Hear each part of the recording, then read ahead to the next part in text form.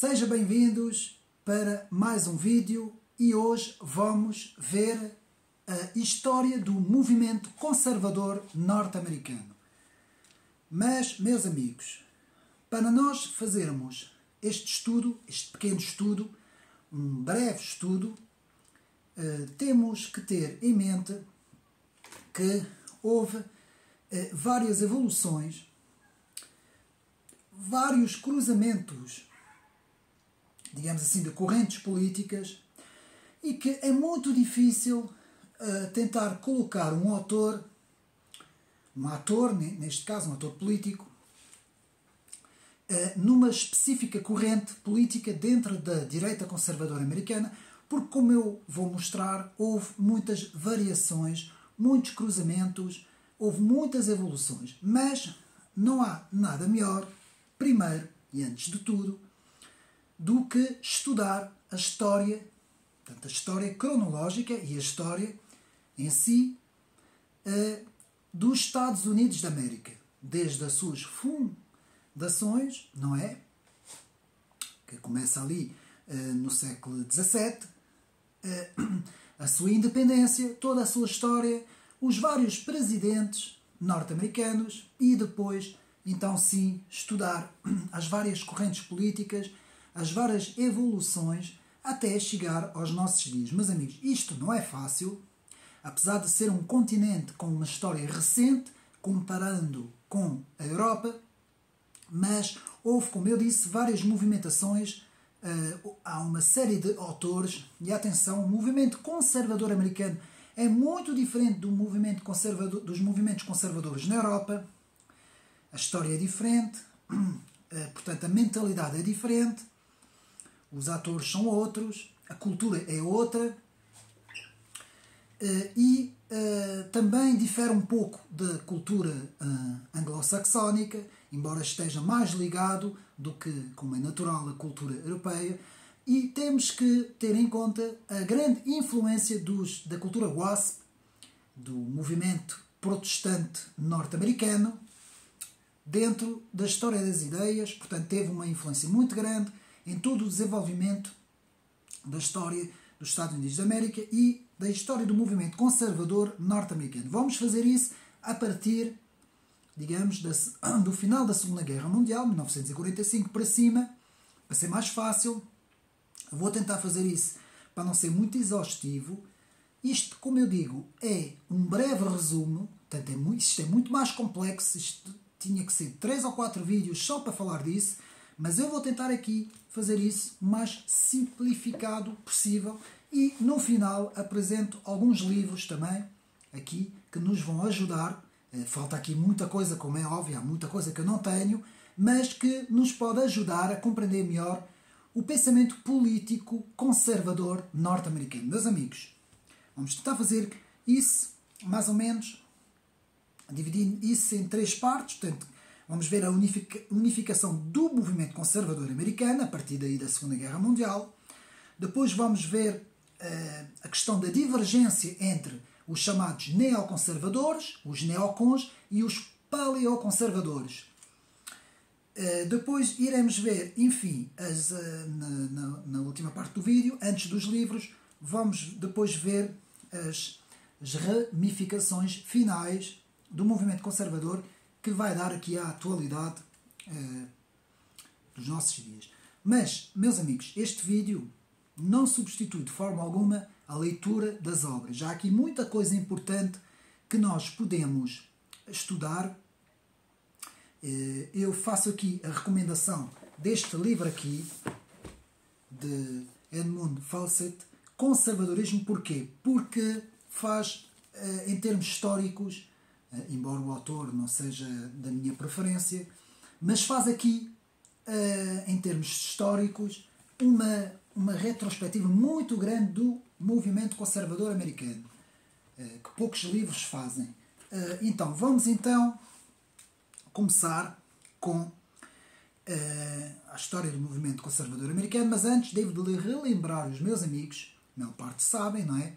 De que a palavra liberal nos Estados Unidos não tem a mesma, digamos assim, conotação, não tem o mesmo significado do que aqui na Europa. Portanto, nos Estados Unidos, liberal significa progressista. Portanto, um progressista é um liberal, como eles dizem. Enquanto que um conservador nos Estados Unidos é um conservative. Portanto, liberal é esquerda, conservativo é direita nos Estados Unidos. Eles fazem essa distinção grande, enquanto que aqui na Europa, como a Europa tem um posicionamento muito mais centrista, não é? Muito mais, eles posicionam muitas vezes o liberalismo como sendo algo de direita, contrapondo ao socialismo, o que, meus amigos, nos Estados Unidos não corresponde absolutamente nada desta ideia. Esta é uma ideia, como eu disse, uma ideia muito ancrada aqui na Europa, derivada da evolução política ao longo da história, não é? Desde o século XVIII, da Revolução Francesa, que as coisas são um pouco dessa forma. O liberalismo em França, que começa com Benjamin Constant, o liberalismo clássico, no século XVIII, vai se posicionar um pouco mais à direita do que os novos movimentos pós-revolucionários, que depois vão originar o socialismo, não é? E vai haver aqui uma clara distinção entre as duas partes, enquanto que nos Estados Unidos é exatamente o contrário. E porquê? Porque nos Estados Unidos, e isto é muito bem explicado no livro de Alexis de Tocqueville, Democracia na América, o povo americano sempre associou a religião com a liberdade, digamos assim. Há uma grande associação entre liberdade e religião nos movimentos da sociedade civil americana, isto muito bem explicado, como eu disse, no livro de Alexis de Tocqueville, o que faz com que o americano, derivado também a sua tradição cultural protestante, sempre encarou o liberalismo como sendo mais da direita conservadora, e até a própria Igreja Protestante Evangélica está muito mais situada no liberalismo americano do que propriamente noutras tradições. Isto dito para avançar, para fazermos essa distinção importante, vamos então tentar aqui, de uma forma breve, reduzida, sistematizada, abreviada, digamos assim, porque é muito mais complexo, é muito mais coisas.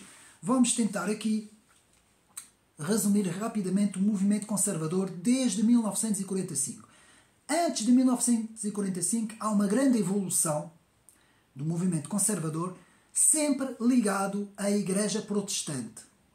Isso é preciso ter isso em conta, desde que foram para os Estados Unidos, não é? Os chamados pais fundadores americanos, fathers, não é? Que foram para os Estados Unidos, aí no século XVII, inícios do século XVII, e começaram ali a organizar as chamadas colónias, as primeiras colónias, não é? Junto ao mar Atlântico, ali na costa, logo ali na parte norte e centro dos Estados Unidos, e depois, com isso, ao longo de todo o século XVII, depois de todo o século XVIII, ainda até ao século XIX, com portanto, a Guerra Civil, não é? 1863-65, que houve uma evolução, portanto, do movimento conservador.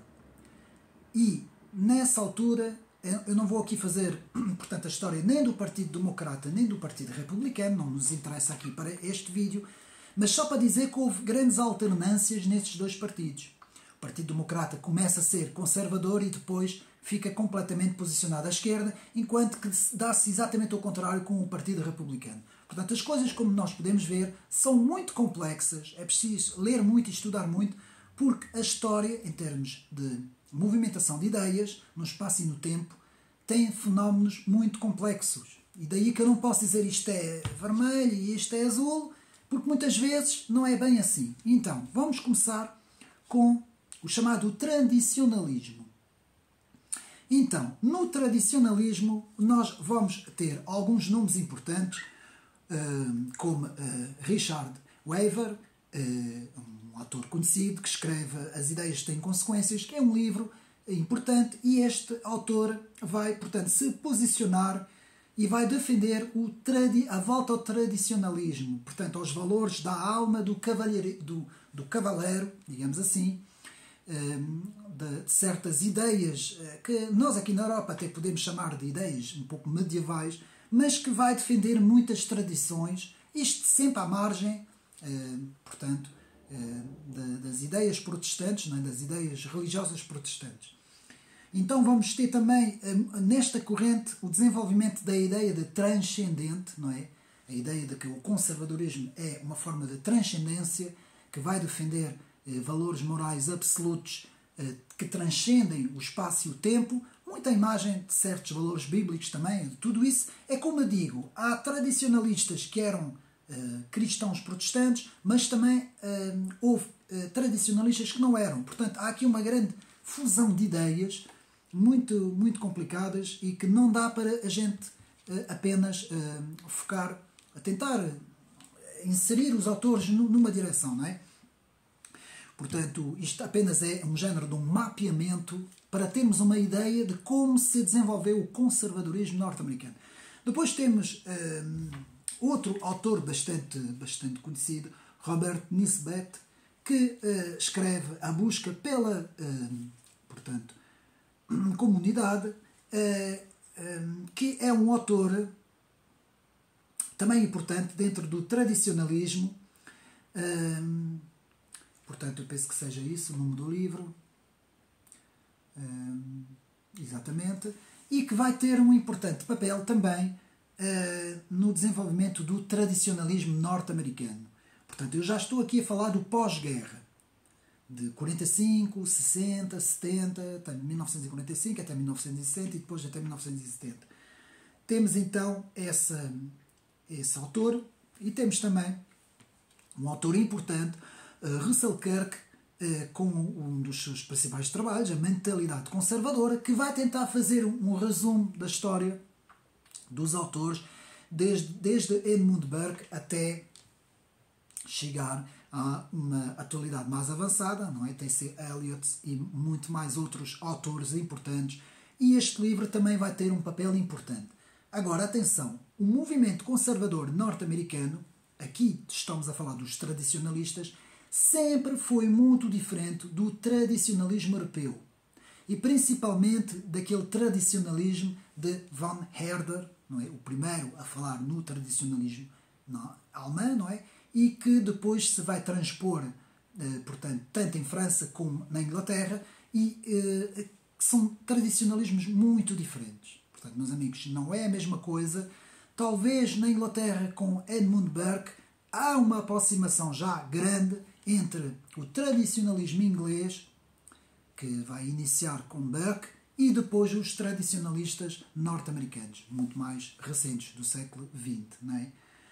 Então é isso, mais ou menos. Depois temos também um autor um pouco à parte, mas que vai originar também os tradicionalistas, que tem como nome de Irving Babbitt, que vai ter também um papel importante na difusão das ideias tradicionais nos Estados Unidos. Isto sempre à margem das igrejas protestantes. Atenção, porque ao longo de todo o desenvolvimento da história dos Estados Unidos, como eu disse, falando na igreja protestante, houve vários avivamentos e vários atores que eram atores, a maior parte deles eram atores religiosos, eram pastores, e também tiveram uma grande influência na política. Atenção, não foi só na religião, tiveram também uma grande influência na política, e podemos dizer que todo o século XVII e um pouco do século XVIII foi desenvolvido numa mentalidade que nós chamamos WASP, que é, portanto, a mentalidade protestante branca norte-americana, e que teve um desenvolvimento muito grande nas ideias e até no próprio capitalismo. Isto é muito bem explicado numa obra que eu tenho, não sei se eu consigo agora lá chegar, tenho aqui, portanto, que eu tenho muito bem explicado aqui na obra Ética Protestante e o Espírito do Capitalismo, de Max Weber, muito bem aqui, digamos assim, explicitado, de forma a compreendermos a ação que as igrejas protestantes também tiveram, tanto na economia como na política. Não é? Dito isto, vamos então passar para o movimento conservador americano. Portanto, saímos agora do tradicionalismo e vamos ao movimento conservador americano. Tivemos uma revista importante, a National Review, que teve um papel importante. tivemos mais um autor importante também, William Buckley, Gr., que teve também um grande papel no primeiro desenvolvimento do movimento conservador. Isto, portanto, pós-guerra, já com a ameaça soviética, não é? Já entrando no início da Guerra Fria, e depois também a Philadelphia Society, que vai ter alguns proponentes, como vimos, dos tradicionalistas, como Russell Kirk, Robert Nisbet e mais outros nomes, também fizeram parte desta sociedade, não é? A Philadelphia Society. Isto depois originou um pouco mais para a frente os chamados fusionistas, ou o fusionismo de Frank Meyer, que tem até um livro interessante, portanto, o que é, portanto, o conservadorismo, um género de um ensaio, aliás o título americano é Essayist, de um género de um trabalho em que este autor vai também desenvolver as bases do conservadorismo americano, mas que depois, lá está, vai ser, digamos assim, género de arrumado numa corrente, o fusionismo, derivada já umas ideias assim um pouco diferentes de Frank Meyer. Com isto, chegamos aos liberais, ou liberais clássicos, chamados os primeiros libertários. Atenção, porque isto são os primeiros libertários, não tem a ver com os libertários que temos hoje, não é? Que nós falamos muito, não é? Os vários libertários americanos. Portanto, isso são os primeiros, os clássicos, com os autores bem conhecidos, não é? Que estavam muito ligados à economia, portanto, eles punham a economia muito mais à frente da política, ao contrário dos tradicionalistas, que faziam exatamente o contrário, punham as ideias políticas, as ideologias e até as ideias espirituais, transcendentalistas, muito mais à frente. Aqui, estes primeiros libertários ou liberais clássicos, vão então fazer isso, vão defender o Estado mínimo contra a ideia do Estado máximo. Isto já vai apanhar aqui um bocadinho antes de 1945, no período pós-guerra, no período entre guerras, e depois vai ter uma influência muito grande já pós-1945. Nestes autores, de toda a primeira parte do século XX, temos Ludwig von Mises, bem conhecido, não é? Autor, digamos assim, que faz parte da escola neoliberal, Ludwig von Mises. Vamos ter também Friedrich von Hayek, também bem conhecido dentro do liberalismo, e depois Alfred Nock. Portanto, esses autores vão ser os primeiros libertários, digamos assim. Não gosto muito de utilizar essa expressão, mas serão eles os primeiros libertários, os clássicos, que vão abrir as portas para depois, então, os libertários muito mais, digamos assim, avançados e mais extremados, não é? Então, passamos agora para outro grupo que também se desenvolveu nessa altura, que são os chamados anticomunistas. E temos aqui dois autores interessantes. Temos então o autor Whittaker Chamber e James Burman, que vão ter um papel importante com as ideias anticomunistas, já contra as ideias soviéticas. Nós estávamos já na Guerra Fria, e vão desenvolver essas ideias muito com base em muita coisa que estava a acontecer nos Estados Unidos, não é? Aquela famosa questão dos agentes comunistas infiltrados, digamos assim, no governo norte-americano. Havia uma série de questões relacionadas, que já vinha do final da Segunda Guerra Mundial, não é? Principalmente com a infiltração de agentes soviéticos. Tudo isso vai gerar, depois com a subida da URSS, não é?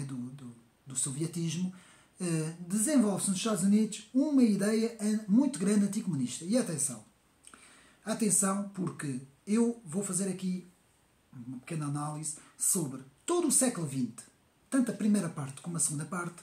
A América é conservadora, mantém-se conservadora. Aí até quase que podemos dizer Bem, eu não vou até Bush filho, mas irei até Bush pai, mais ou menos, passando principalmente por Reagan, nos anos 80.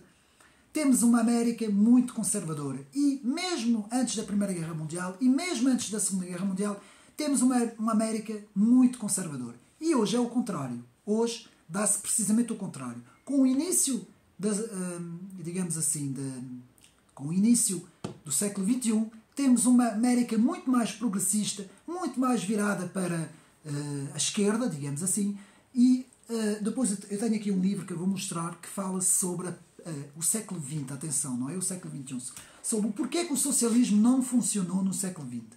Meus amigos, dito isto, vamos agora ao quarto, portanto, vimos os tradicionalistas, o movimento conservador, os fusionistas, os libertários, os anticomunistas. Portanto, temos aqui, vamos agora ao sexto grupo, os paleoconservadores. Como a palavra muito bem diz, paleo, que nos remete para o antigo, não é? A defesa do que é o antigo. Esses paleoconservadores vão aparecer justamente numa cisão no movimento conservador americano entre os paleoconservadores de um lado e os neoconservadores do outro. E é preciso fazer aqui esta grande distinção, porque os paleoconservadores, os neoconservadores, que também vão fazer parte do movimento conservador, atenção a quem os ponha de fora, mas eles vão se opor.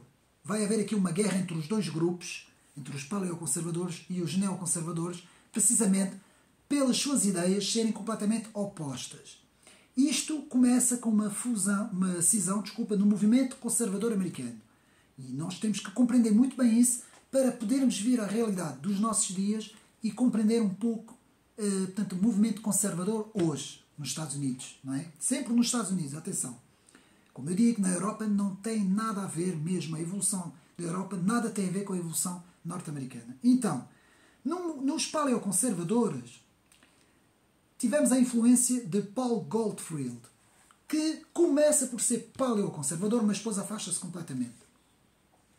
Temos a influência do chamado Instituto Miles, daquele autor que nós já vimos, não é? Ludwig von Mises. E mais, o Instituto Miles vai ter também aqui uma importância muito grande no paleoconservadorismo. Temos alguns autores como Pat Bushman, Rod Drecker, Murray Rothbard e Lewy Rockwell, que vão ser atores importantes, portanto, no movimento paleoconservador. O que é que o movimento paleoconservador nos diz? O movimento paleoconservador vai defender uma América que volta às suas raízes conservadoras, que vai se opor a qualquer tipo de intervencionismo fora dos Estados Unidos. Atenção que este movimento vai dar origem depois ao Tea Party. O Tea Party, muita gente não fala disso, mas o Tea Party origina-se muito de algumas ideias do paleoconservadorismo e as próprias ideias de Donald Trump, engraçado, não é? Já no século XXI, na segunda década do século XXI, já Donald Trump, também ele, com essa sua realpolitik anti-intervencionista, vai também buscar algumas ideias nos paleoconservadores, daí que nos Estados Unidos há muitos paleoconservadores, nem todos, mas alguns paleoconservadores que apoiam, digamos assim, à ala de Donald Trump e que se opõem a mesmo aos republicanos e principalmente aos neoconservadores, que já vamos ver isso tudo mais para a frente. Podemos dizer que houve então este voltar às raízes, como é costume dizer, do paleoconservadorismo, que se vai opor agora aos neoconservadores. Eu vou tentar ser rápido para não demorar muito. Então, o neoconservadorismo, como muito bem diz a palavra, neo quer dizer novo, um novo conservadorismo em que vamos ter alguns atores importantes, principalmente Irving Kristol e a sua esposa, portanto, que vão ter aqui um papel importantíssimo, seguindo de alguns outros atores importantes, Walter Lippmann, Daniel Bell, Josh Friedman, atenção, Josh Friedman, muita gente diz que ele defende uma visão democrata, mas em termos de geopolítica, Josh Friedman, a visão de Josh Friedman é mesmo a dos neocons. Portanto, os neocons neste momento são os que estão por detrás das políticas em Nova Iorque, são eles que definem normalmente tudo o que se passa. Por exemplo, podemos dizer que a OTAN, não é? Tem muito, vai buscar muita orientação a esse grupo neoconservador. Normalmente o neoconservador normalmente busca uma América intervencionista, busca uma América polícia do mundo. Por exemplo, agora com a questão da Rússia e Ucrânia, normalmente todos os neoconservadores estão completamente alinhados, são atlantistas, não é? Normalmente os neocons querem uma condução completa da União Europeia pelos Estados Unidos, não é? Agentes na União Europeia comandados pelos neocons, muitas vezes é assim que funciona, e tudo o que é conflitos armados no mundo são muitas vezes definidos por esses neocons. Podemos, de certa forma, dizer que George W. Bush, filho, que estava dividido entre os evangélicos americanos de um lado e os neocons de um outro, mas que acabou por fazer muito mais à vontade dos neocons do que a parte mais conservadora evangélica, não é? Temos também o caso do Donald Trump, que sabemos que quando esteve na presidência, apesar das suas ideias isolacionistas próprias de Donald Trump, ele esteve rodeado de muita gente neocon, daí que ele também não conseguiu fazer muita coisa. Portanto, isso é uma coisa que também temos que ter em mente quando estudamos, portanto, os fenómenos norte-americanos. Portanto, como estamos a ver, há aqui muitas dinâmicas e é muito difícil também tentar fazer uma orientação geral de tudo isso. Então, vamos ver aqui alguns nomes, não é? Como eu disse, George Friedman, Michael Novak, vamos ver a Sociedade Montpellier, que teve alguma importância também nos neocons, vai ter alguma importância nos neocons, neoconservadores que, de certa forma, se inspiram também um bocadinho nos primeiros libertários clássicos, não é depois da evolução dos libertários, que eu chamo mais liberais, ou neoliberais, digamos assim. Portanto, eles vão se inspirar um bocadinho de Ludwig von Mises, de Friedrich Hayek, do próprio Alfred Nock, mas mantendo sempre, portanto, um pouco de distância em relação, digamos assim, porque esses atores no início ainda eram conservadores, atenção. Nós muitas vezes dizemos que Hayek, que von Mises eram atores económicos, atores liberais. Não é verdade. Eles eram conservadores, eles tinham uma visão conservadora. Era um conservadorismo muito mais voltado para as ideias económicas, mas não tinham já nada a ver com os tradicionalistas, mas nem com o movimento conservador inicial, que nós vimos, mas ainda traziam alguma coisa na bagagem desse conservadorismo. Já os neocons já vão fazer uma ruptura total com esse conservadorismo e vão criar, por isso é que eles se chamam neoconservadorismo. Isso nós podemos muito bem estudar na obra de Irving Kristol, que fala muito bem nisso, explica muito bem isso. Eu tenho aqui o livro, já vou mostrar. Portanto, é mais ou menos isso. Portanto, os neoconservadores vão se opor completamente aos paleoconservadores e vai haver aqui uma guerra entre os dois grupos que ainda hoje perdura. Como nós podemos ver, ainda hoje perdura. Então, depois temos outra corrente, a ordoliberalismo, com William Rock e Alexander Rostow, que é outro género já se aproxima muito mais do liberalismo mais de esquerda e que quase que alcança também o Partido Democrata, não é? Mas não chega lá até aqui. Portanto, isto é mais ou menos, assim por alto, a história do conservadorismo norte-americano, claro que houve várias evoluções.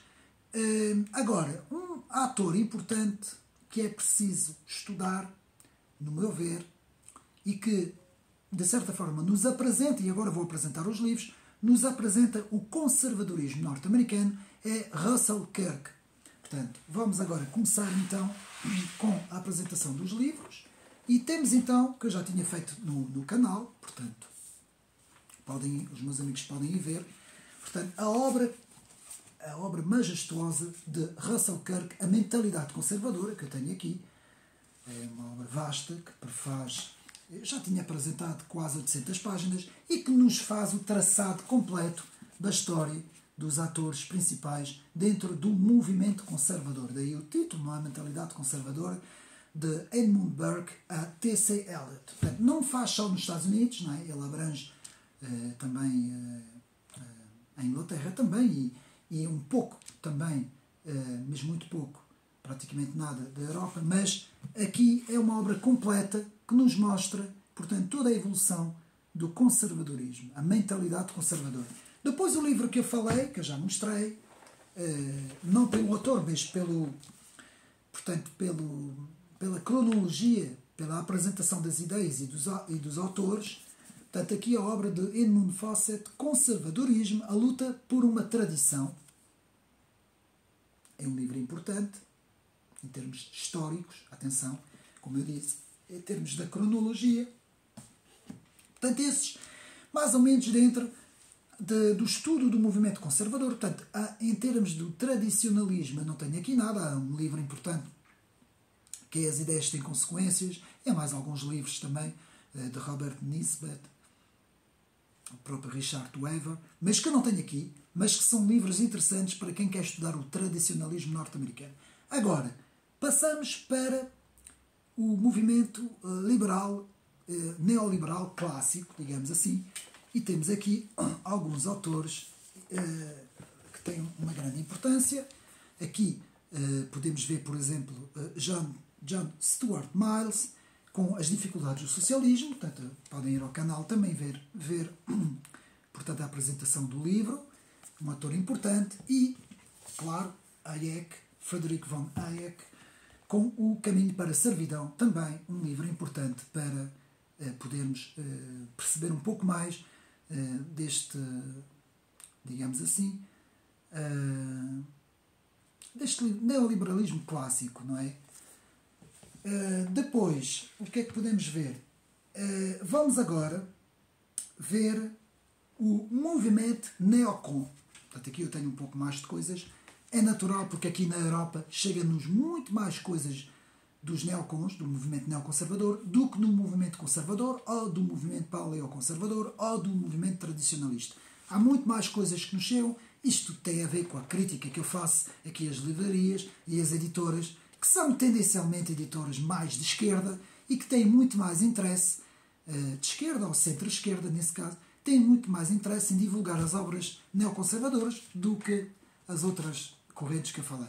Mas, para termos um pouco a noção das coisas, temos então Direito Natural e História, de Leo Strauss. Apesar de ser um grande trabalho, Leo Strauss se posicionava nos neoconservadores. É uma das mentes filósofos mais brilhantes dos Estados Unidos que se posicionava, então, muito nos neoconservadores. Depois temos um economista, quase que direi democrata, Robert Kagan, que nos fala da América e a Europa na nova ordem mundial, o paraíso e o poder. Portanto, um autor que tem uma grande influência dos neoconservadores, eu aqui posso dizer, tem aqui a sua obra. Temos também, não podia deixar de ser, Francis Fukuyama, que escreve o Fim da História e o Último Homem, que é um livro importante, eu não tenho aqui, mas é um trabalho mais conhecido do autor. Aqui eu vou apresentar identidades, a exigência da dignidade e a política do ressentimento. Francis Fukuyama não é democrata, atenção, como muita gente diz. Ele é posicionado nos neoconservadores. Portanto, é um ator muito posicionado nos neoconservadores. Agora, para perceber mesmo o neoconservadorismo, que podemos dividir o neoconservadorismo em três grandes fases. Primeira fase, ainda um pouco conservadora. A segunda fase já vai mais para a questão económica, faz aqui um estudo grande dos neoliberais, não é? Portanto, vai buscar algumas coisas ao neoliberalismo. E a terceira fase, que é a fase interventiva, muito bem representada por Bush Filho. E aqui é um livro de Bob Woodward, Bush em Guerra, nos explica mesmo bem o que são esses neocons que estão por detrás, praticamente, de todas as guerras que temos tido nessa segunda parte do século XX. Quase que podemos dizer que eles serão responsáveis de muitos conflitos. Aliás, toda a indústria do armamento praticamente é conduzida por esses neocons, muitas vezes são chamados os falcões de Nova Iorque, não é? É assim que se chamam. No neoconservadorismo nascente, nas primeiras ideias do neoconservadorismo, temos então o livro Neoconservadorismo de Irving Kristol, não é? Que, portanto, aqui muito bem desenvolve esta ideia do neoconservadorismo. Para quem quer estudar estas ideias, pode ver aqui o livro Neoconservadorismo de Irving Kristol. Eu li este livro na década quando ele saiu, portanto acho que foi em 2000 e picos, não sei se tenho aqui, sim, em 2003. Portanto, eu li esse livro nessa altura, e nessa altura eu ainda pensei que os neoconservadores, nessa altura, eram ainda bastante fiéis à América conservadora, mas, meus amigos, houve uma grande evolução e as coisas hoje são completamente diferentes. Os neoconservadores e os democratas, podemos quase dizer que estão de mão dadas, não é? Um neoconservador normalmente é alguém de centro-esquerda. Se nós fizermos aqui a transposição para a história das ideias políticas para a Europa, portanto, um neoconservador normalmente é alguém que é de centro-esquerda. Por exemplo, alguém do Partido Social Democrata em Portugal, a maior parte dos atores do Partido Social Democrata são muito semelhantes, não digo iguais, mas semelhantes às ideias neoconservadoras. Nós podemos ver quando houve a tal história com Durão Barroso na base das Lajes, ou quando houve aquele famoso encontro que toda a gente conhece. Portanto, vemos aqui os traços e as raízes dos neoconservadores, não é? Dito isso, vamos estudar agora um pouco, eu vou deixar isso para o fim, estes aqui para o fim. Vamos agora ver, eu quero falar um pouco, porque eu agora vou fazer brevemente, não sei quando, mas ainda falta um bocadinho, brevemente irei fazer apresentação quando for as eleições norte-americanas da América de Trump. E nós temos que perceber muito bem quais são as origens históricas, cronológicas do pensamento trumpista. E com isso eu quero primeiro apresentar o movimento Tea Party, que é chamada a ala mais conservadora do Partido Republicano. Eles aqui escrevem, conhece a ala conservadora radical do Partido Republicano, vou aqui mostrar, Tea Party.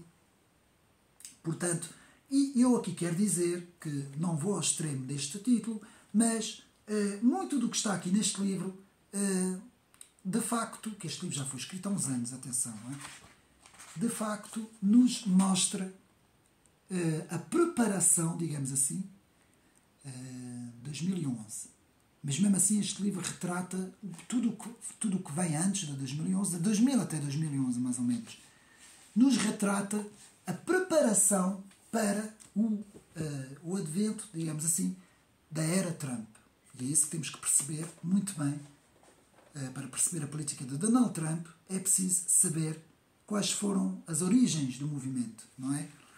Depois temos, então, o próprio livro Grande Outra Vez, Como Desenvolver a Grandeza da América, de Donald Trump, aqui também. Podemos dizer que...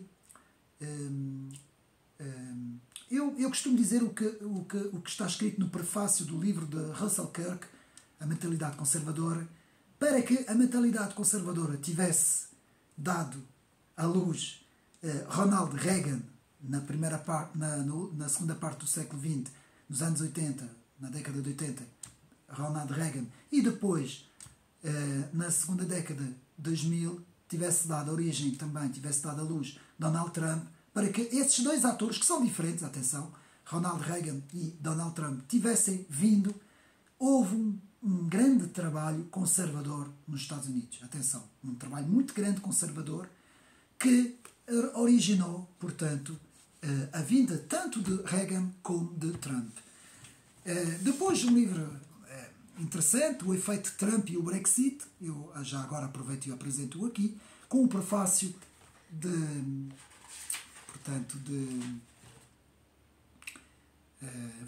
André Ventura, muito interessante, que é um livro muito interessante e que nos fala um bocadinho desta onda conservadora. O livro já foi escrito em 2017. A preparação, aliás, este livro é um pouco o início daqui do Partido Chega em Portugal, não é? Do início da ideia de uma nova direita para Portugal, não é? De uma direita mais conservadora. Mas é interessante porque fala bastante também do efeito Trump e do Brexit. Também, já agora aqui para o vídeo, sobre a história do movimento conservador americano, também é interessante ler. Depois o livro que eu vou fazer a apresentação brevemente, quando for as eleições norte-americanas, um bocadinho antes, A América de Trump, Entre Nações e Império, de Paul Goldfield. Lá está. Um livro muito importante. Eu posiciono Paul Goldfield como paleoconservador. Há quem diga que não. Porque é aquilo que eu disse no início do vídeo. Há atores que muitas vezes fazem zigue-zagues. Estão numa corrente de pensamento, a seguir aproximam-se mais de outra corrente, depois voltam outra vez à mesma corrente, depois já vão para outra corrente. Portanto, ao longo do percurso de uma pessoa, eu, por exemplo, tomando o meu exemplo, eu já tive, portanto, eu sempre fui conservador, mas eu já tive muito mais próximos, como eu disse, dos neoconservadores. Portanto, eu era militante, não era militante, mas fazia parte do PSD, eu era uma pessoa do Partido Social Democrata em Portugal, e tinha ideias assim um pouco neoconservadoras. Depois mudei ao longo do tempo, ao longo das décadas, fui mudando o meu pensamento. Portanto, eu era assim, por exemplo, na década, nos anos em que Bush esteve no poder, eu era defensor do Bush filho. Para vocês verem como é que eu mudei completamente as minhas ideias. E hoje oponho-me completamente aos neoconservadores, oponho-me completamente a essas ideias, não é?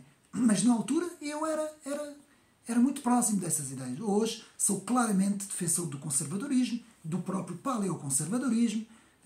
Para mim, neste momento, Donald Trump é a opção mais importante para os Estados Unidos da América. Portanto, eu quase que se pode dizer que eu sou trumpista a 100%.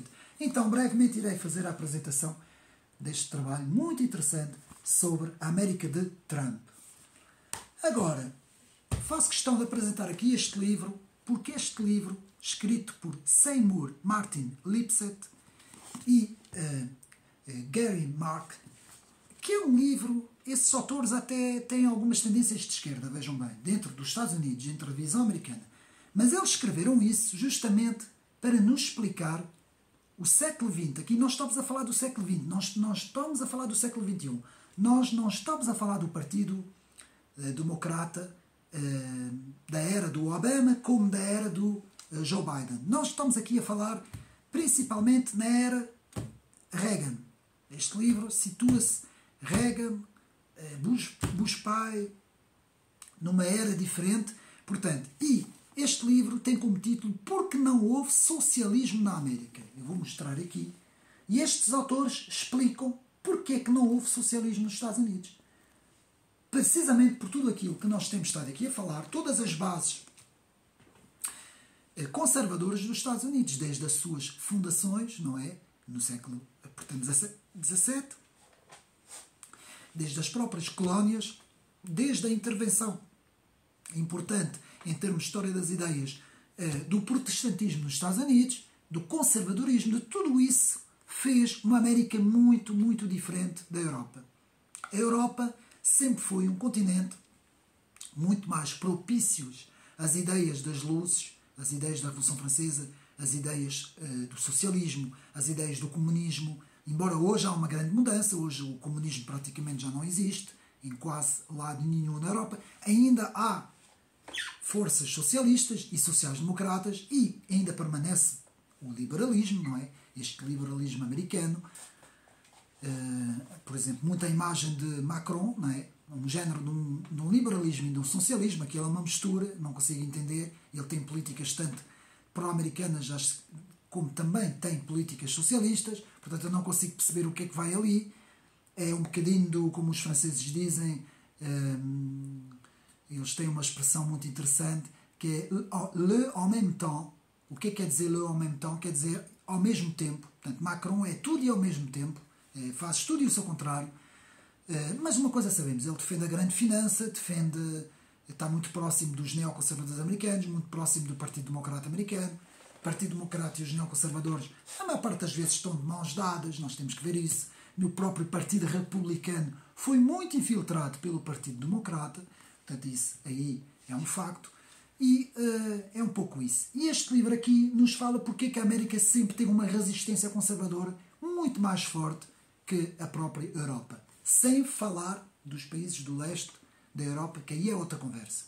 Derivado ao síndrome do comunismo soviético, os países, digamos assim, do este da Europa, aqueles países, por exemplo, a Hungria, todos esses países, sempre foram, a Polónia, sempre foram muito mais resistentes às ideias socialistas e comunistas, daí terem partidos muito mais conservadores do que a Europa Ocidental, que é muito atlantista. A Europa Ocidental é muito atlantista e é muito esquerdista também. Já não tanto, mas é ainda as elites, pelo menos, não as populações, mas as elites.